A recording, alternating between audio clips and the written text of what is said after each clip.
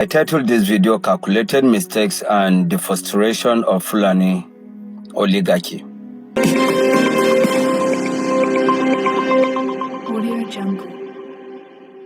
After the 8 years of Buhari reign of terror and terrorism in Nigeria, all his agenda could not succeed. From Ruga, Nigeria resisted Ruga, cattle colony, Nigeria rejected cattle colony, and then livestock transformation program, Nigeria rejected it. The last attempt was actually the Wuru sciences he wanted to do. Nigeria all rejected it. But then, since his 8 years was up, there was nothing they can do. They wanted a situation whereby he will hand over power to someone that will continue the Fulani Islamization agenda program. One, the calculation mistake that they did was, okay, let them hand over power to a Yoruba man who will be a Muslim, and they will bring a VP to actually be a Muslim ticket. That desire to hand over power was not out of sincerity, but it was out of mischief. When they told that the grandpa in the villa now, because he was not looking mentally okay and he was not looking strong, they knew very well that Osibanjo would have become a better president by development and economic antics of this country. But no, because they have interior motives, they decided to bring Grandpa, who they thought in their mind that would not last. And they brought Shetima, who was actually a Boko Haramist, that peradventure in an event that Grandpa die or become incapacitated, Shetima would take over. But to God be the glory. Since after the swearing in, the grandpa has been like a 40-year-old young man. Now, their frustration began when they discover that they have made a calculated mistake. One, the grandpa is not dying soon. Secondly, most of the structure that Buhari actually put in power before handing over, they discovered that the grandpa is actually destroying them. They also discover that the emperor, the pharaoh of Kaduna, that's supposed to actually carry their plan and their agenda, they thought he could either become chief of staff or SSG. He did not get any of those positions. Rather, even the minister could not be given to him. It is out of this frustration that you see what is going on in the north today, that they are tried by all means from pillar to pole calling for alliance, that they want to unseat the president. Now, the question here is it only the North that have the ability that can unseat and decide who becomes the president? I know that Grandpa in the villa is not doing well economically, but if it is Nigerians that actually want a different president, that is a different ballgame. But it should not be that it is the Northern oligarchy that will decide who become president and who lose the presidency. And thank God for the life of Peter Obi, that when they were calling alliance, Peter Obi has stood his ground. He will be the presidential candidate, and El Rufai will not be his deputy except Ahmed Deti.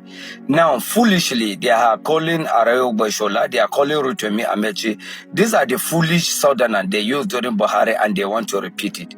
I want all the Southerners to know, nobody is comfortable with the regime, the president's regime, and the status quo of this country. But let it be that if Nigerians want change, let the change be from Nigerians and not from a few Fulani people. My dear Fulani people, my heart is bleeding. I cry not just because my own father is missing, but because our entire tribe is bleeding silently. We are hated, we are feared, we are misunderstood, and some of it is our own fault. Today, everyone sees the Fulani man as a bandit, even when he is innocent, even when he is just a farmer, even when he is a man of peace. He is already judged as guilty. But this was not who we used to be. Our ancestors were people of honor, people of truth, people of knowledge. Do you remember our ancestor, Shehu Danfodio, Shehu Usman Danfodio? Do you remember what he stood for? He stood for justice. He said, a nation can rise without religion, but it cannot rise without knowledge. And it is true. And it is true.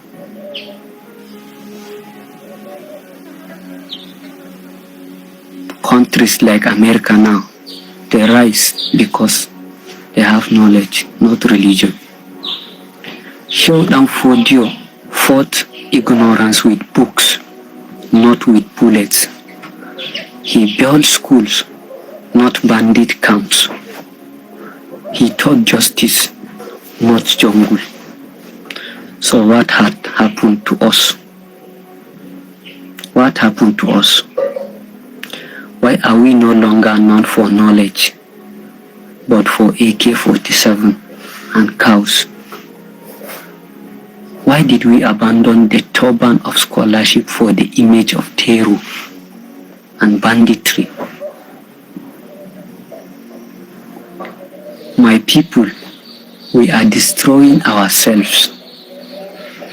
Today, we can't walk freely in markets. People fear us. They avoid us. They insult us. Even when we are innocent.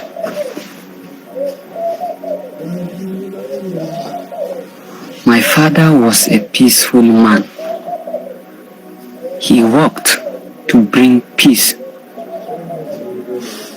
between government and our own community. They called him to help, but now he has already disappeared. He has disappeared, and nobody wants to speak for him because he is a Fulani. Wallahi, I swear to Allah, wallahi, this is not the future Sheikh Fodio wanted for us. He wanted us to lead with wisdom, not fear. He wanted us to carry books, not guns. He wanted us to protect the weak, not oppress them. My dear Fulani youth, don't let ignorance define our future. Let us return to knowledge. Let us return to peace. Let us return to honor. Please. If we don't change, wallahi, the world will bury us with shame. The world will bury us in shame. May Allah protect the innocent among us. May He guide those who have lost a path, and may He return my father safely. Thank you very much. Please share this message, not just for my father, but for every innocent soul caught in this storm of confusion and hate. Please, not just because of my father or anything. Just share the video for the sake of innocent souls caught in this storm of confusion. Thank you very much. How has the transition been that you are now the man in charge of a whole state and you have to deal with all its affairs in all areas, from security to the economy to day-to-day issues and what have you? So thank you very much, Madam Anne, for having me again. Number one, I will say that it has been a very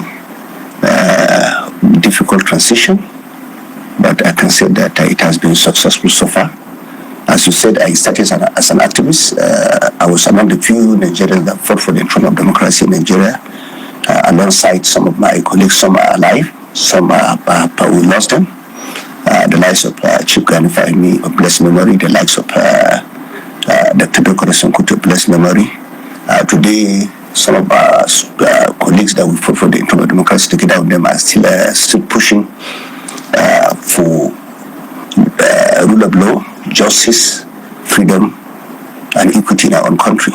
Because of my background as a civil rights activist, of course, that was the reason why I made it clear to them that we have to relegate politics and focus on governance.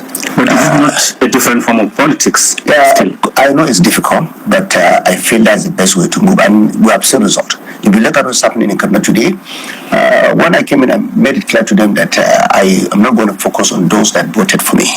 I'm going to focus on everyone. For instance, after the election, most of the people that voted for PDP were from southern part of Kaduna. But I have to sit down with my people from all part of Kaduna State. I made it clear to them. We will take development to every part of Kaduna State, irrespective of religious affiliation, political affiliation, or party affiliation. Today, I'm happy. We have been able to achieve a lot, and that is the reason why, as I'm speaking with you, members of this PDP of the House of Reps that were elected under the PDP have now defected to APC. The people who voted for you may feel estranged, but here you are bending over backwards to serve those who didn't vote for you, who are indeed indigenous of the state, but who didn't, who made their own choice, and the ones who chose you are getting the wrong end of the stick. The one that elected me have also been taken care of. The only difference is that we decide to share the project equally.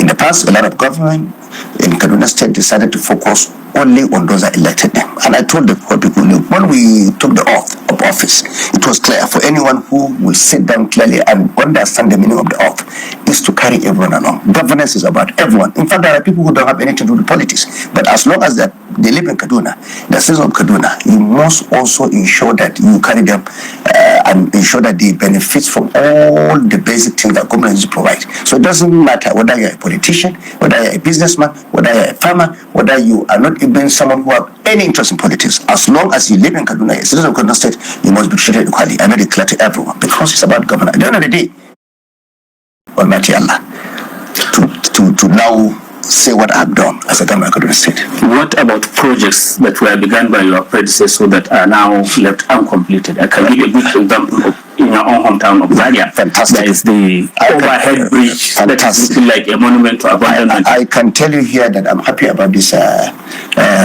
question, and I want to seize the opportunity to give a lot of credit to the Speaker of the House of Representatives, Honorable Tajuddin Abbas. If you go to Zaria, all the uncompleted projects in Zaria are now going on because from which time? In the last 3 months, we have taken back 4 contractors back to the site. Modakat have gone back to the site, completing most of the roads from Zaria and Sabangani. But the overhead bridge, the Speaker of the House of Reps, Right Honorable Tajuddin Abbas, came to my house and told me, as a speaker, don't forget I was a member of the Senate, in Ghanaian Senate, and I know what it means to be the Speaker of the House of Reps. That was the reason why we came together and insisted that we need a speaker from Kaduna State. And I'm happy today. He has put a lot of money in the budget for the completion of the overhead bridge. And I can tell you, that is the meaning of governance. That is the meaning of synergy. If you go around Kaduna State, we realize that we have finished Ohino Road, we have finished Sultan Surami Road. We are now trying to complete the Kabbalah overhead bridge. We are also trying to complete, already we have mobilized the CCECC to complete Rubber Road to Regasa train station. That is a major project that will cost us over 15 billion to finish, because don't forget, most of those projects were abandoned at about 20% or some 30%. The Kabbalah overhead bridge was abandoned at 30%. The Rubber Road to Regasa is also abandoned at 35%. But as we are speaking, we have mobilized the contractors, giving them worth almost 20 billion to finish those one. What about education? I saw in the budget, big chunk of it this year going to education. That's right. Is it going to teachers or to structures? Because people tend to want to be mega schools, no teachers. I can tell you in Kaduna, we are working toward positioning the entire educational sector. When I came in the WAEC, go and check, you can verify. Kaduna State was number 12. But today, currently, we are now number 7 in the whole of Nigeria. And I can tell you the way we are going, we might even be number 1 or number 2 in the next 1 or 2 years. The reason is clear. We are investing in teachers training and retraining. Our directed Subed and the local government chairmen, I'm happy because they are getting a lot of money under our administration this time around. And they are working toward recruiting more teachers. I met somebody who is claiming that he's been laid up. This is the previous government. One particular person. He said there are many people who are in his situation and they haven't been paid because the portion from the state government hasn't been paid to the pension. It's a very good idea because he came to my office. When I had the whole story in the social media, I was able to ask for him to come to my office. I sat down with him. I was told that he was a quantity surveyor when he was in government. He sat down with me, and I can tell you I was happy with the way I had conversation with him. Because of my meeting with him, I had a lot of knowledge about the fact that some of them were not captured in the past. So when we came as a government, it is a process. And we sat down with the head of the pension, and I told her, make sure that he captured everyone. And because of that incident of that particular person, which I can tell you today, he has been paid, and many other people have also benefited because of his own complaint. And I was happy, and I told him, if there's any other person that have similar situation like you, please let me know. What about insecurity, the big elephant in the room? Yeah. I know the efforts you've made in Birnungwari. Is that peace understanding holding? And is it going to be escalated to other areas? Yes, I can say that as we are speaking, we have already reached out to about 4 local governments that are frontline local governments. We were in Giwa. In the last year ago, nobody can enter Giwa, particularly around Kudandan, Yakawada. That area was a no-go area. But today I'm happy. We have also gotten involved there. And the reason why we're succeeding in Kaduna, let me make it clear, is not a rocket science. It's because in the past, there were trust deficit between the government, the community, and the so-called bandits. But today, as we're speaking, when we started our Kaduna model, I made it clear to everyone, it wasn't government initiative. It was community-based initiative. I sat down with the restoration rulers, the religious leaders, and they initiated this process. And I made it clear to the Emir Benambari, who told me all the bandits around that area, they were born in his presence. He knew them. He knew their parents. And I asked him, can he tell me what are the drivers of this insecurity? What are the symptoms of this insecurity? You cannot address this problem just as a government, because you have to address the trust deficit that happened in the past. I'm happy because it was an initiative by the community themselves. They own the process. And when they came to me, I told them, before I got involved, or the NSSOPs got involved, you have to give me assurance that we are going to make progress this time around. But it appears to be like breaking down, because there are reports that some of the increased activities in neighboring states is because of those who moved from Birnungwari and some of the other areas. Yes. Even as late as 2 days ago, I saw a report that in Giwa, there are factions of the different bandits that were even fighting among them. I can tell you here that when we started this process, we never told anyone that we can finish it in 6 months. It's a process. Today, we have about 6 to 7 markets in Benungwari that were closed. You go to Benungwari, all those markets are open. On a daily basis, we always have at least 25 to 30 trailers, moving from Benungwari to Lagos with cows there. The economic activities has improved. We opened our grains market in Benungwari, and that improved the economic prosperity of our people. The villagers, the rural people are now seeing business. They are now seeing a lot of activities. For me, that was the reason why we initiated, but you cannot really achieve this process within 6 months or even a year. I saw a report where some of the people that were kidnapped by some bandits, they were released through our Kaduna model, and as we are speaking, they were handed over to the government of Niger State. They're from Niger State. So the effort is easy result. It didn't support other states. Yeah, Excellency, I want us to discuss it in a bit of more detail when we come back from this short break. Thank you very much. Welcome back. It is still 30 minutes, the interactive program of Trust Television, and our guest today is the Governor of Kaduna State, Malam Uba Sani. Your Excellency, before we went on break, you are talking about the Birnungwari model, how it is working, how in some areas it's already attracting the attention of neighboring states. But do you reckon that appeasing criminals is a strategy that will work? Because it's not exactly new. Governors have tried it before, and it collapsed. I can tell you, when I'm explaining, I want you to give me time to explain this thing carefully, so that viewers will understand, Nigerians will understand. Madam Manir, I can tell you here, that when I was in the National Assembly as a senator, I moved not less than 3 to 4 motions, insisting that we can only win this through kinetic approach. But I can tell you, when I sat down critically before I left the National Assembly, I look at the laws of the country, particularly those that affect the issue of security in Nigeria. For instance, the number of illegal firearms in circulation in Nigeria is something that is extremely unacceptable, because the United Nations report made it clear to all of us, we can go look at that report, that out of the 350 million illicit, illegal firearms in circulation in West African sub-region. About 250 million are domiciled in Nigeria. You know the reason? Because our laws are weak. Our Firearms Act is clear. Only the President of Nigeria can approve the use of AK-47. Some of us, when we came in, we recruited a lot of vigilantes. So, southern part of Nigeria, the southwest, Kemobut, Amatuku, Kaduna, Sokoto, Katsina, recruited thousands of their own vigilance services. But I can tell you today, the laws are clear. They cannot use AK-47. That is the fact of the matter. And when the children of Kuriga were kidnapped, numbering about 137, in Kuriga alone, we have hundreds of vigilant groups that were supported by the government, funded by the government. Unfortunately, it takes very few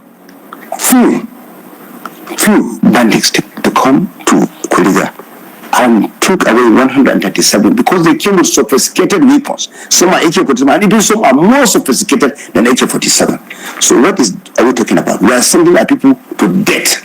But then why are we not escalating the numbers of the official security service, the military? For example, can't we double that? I can tell you that. You see, I asked this question as a senator more than 20 times. And that was the reason why I lost hope that we can use. I lost hope about winning this battle through kinetic approach. Let me give you an example. I'm happy you raised the issue, Malamanda. In the whole of Nigeria, go and check on any military officer, from Chief of Defense Staff, General Musa, down to the Chief of Army Staff. I'm coming to all the services. They will tell you the entire military personnel in Nigeria, they are not up to 300,000. So doubling them is impossible? It's impossible because the process of recruiting military, that's what they told me when I asked questions. I asked more than 20 questions. Because we've had the problem for more than a decade. And I can tell you, if we started somewhere, we could have gone. In 1970s, the number of the military personnel in Nigeria were more than 300,000. Today, in 2025, they are less than 300,000. So you have to access it. That's number one. Number two, the entire police personnel in Nigeria, as we are speaking today, they are less than 400,000. That is a fact. And because of that, we have a lot of ungoverned space in Nigeria, particularly when we come to some areas in the northwest. Most of those vast land, they were ungoverned. I also sponsored a bill for the creation of state police. Everywhere around the world, including America, you will have the federal police force and the state police force, because it is critical. But some people at that time, I wasn't even a governor, I was a senator. And I insisted that we need state police. Because if we have the state police, instead of this local vigilante that they cannot hold AK-47, state police can hold AK-47. And nobody will sit down in Beningwari. He's born in Beningwari, his mother is in Beningwari, his father is in Beningwari. You allow one bandit to come and rape his mother, rape his sister, rape his wife, and carry someone to the bush when he is a police officer with AK-47. It's not possible. Can we go local? Because I want to touch on something that state governors don't like being touched. That is local government. Yeah. Why are you governors not wanting to let them breathe? I can tell you this. Only last 2 weeks, the local government chairman and committee, without even me talking to them, they came out to declare the vote of confidence in committee. I'll tell you that. But have you allowed them to open their account with the CBN so that their money can go directly? As far as I'm concerned, yes. Let me tell you. Even 2 weeks ago, I was the Minister of Justice and Attorney General. He had a conversation with me. We sat down with him for 2 hours in Saudi Arabia. He visited my own room and we sat down. And I told him, I, for one, I'm in support of the local government autonomy because I came from the grassroots. I came from the trenches. Power must be decentralized. So since you are the governor and you have the power to agree to do this in Kaduna, yes, are you doing that? We are doing that. And I can tell you, because in this situation, the only way it can carry weight, the only way it can be seen working, it must be holistic. That's what I discussed with the Minister of Justice and Attorney General. And I can tell you in Kaduna, if we ask all the local government chairmen, what they are getting right now is triple or double of what they used to get before I became governor. They came out and said, most of them are adults, they are not children. They came out in the national television. They made it clear that what they are getting, like Beningwari right now, the chairman is getting hundreds of millions. And is allowed to he or she wishes. I allow them to use it the way they like, and I'm happy. I just saw it on the social media that they are now doing some capital projects, which I'm happy about it. And I made it clear to them that you have to put your head together and support SUBEB so that we recruit more primary school teachers. Because when I give you the opportunity to use their money, but also use the money in the right way by recruiting more teachers, also looking at the way you can also work toward doing some project that would affect the lives of our people, particularly those at the grassroots level. What about health? Because you appear to be keen to speak on health. When I came in, I made it clear that healthcare can never be a privilege. It is a fundamental right of the people of Kaduna State, particularly the grassroots people. And what did we do? Today in Nigeria, we are the only state, let me say it clear without any fair contradiction, that have now lifted our primary healthcare from level 1 to level 2, numbering 250. The only state next to us are now lifting 100 from level 1 to level 2. But Kaduna State, as we are speaking, we are taking over, we are lifting them, and moving them from level 1 to level 2 is massive, because a woman can come to that hospital and give birth with all the drugs and drugs are there, and the health personnel are there, and that is the reason why, because we moved our level 1 primary health care 250 of them to level 2. That was the reason why last week I directed that we need 2,000 more personnel in our primary healthcare centers, because we improve. And when we look at our doctors in Kaduna, we are now paying them the current salary system. Apart from the primary healthcare, our secondary healthcare centers, which are very critical to me, because I can't sit down as a governor of Kaduna State to allow people going to neighboring states treating themselves when they have major illness. We looked at our secondary healthcare in Kaduna about 32. In the last 18 years, more than 25 of them were not even upgraded. And because of that, we made it clear that we're upgrading at least 20. Today, as we're speaking, we are remodeling, reconstructing, equipping 13 of the secondary healthcare centers. And because of that, the Federal Ministry of Health have now decided to now make the General Hospital in Kapanchan. All right, guys. So, honestly speaking, it is now done on every Nigerian that anywhere you see a Fulani man, that Fulani man is determined to be one bandit or a herdsman. Why? And what actually brought us to this level of mindset, or what actually constituted or actually made these individuals to always appear to us like bandits? These are some stories that, if we decide to actually think, or maybe, you know, do some research about it, you may not find out anything reasonable on that. That's just the truth. And but there's nothing we can do about it.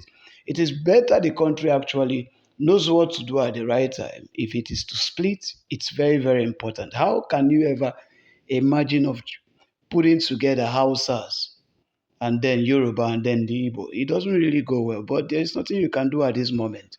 All right, so just in case it's the first time you're seeing us, please do us well to subscribe, like, and comment. Drop your comment on what you think about what is currently going on with the Fulanis in Nigeria.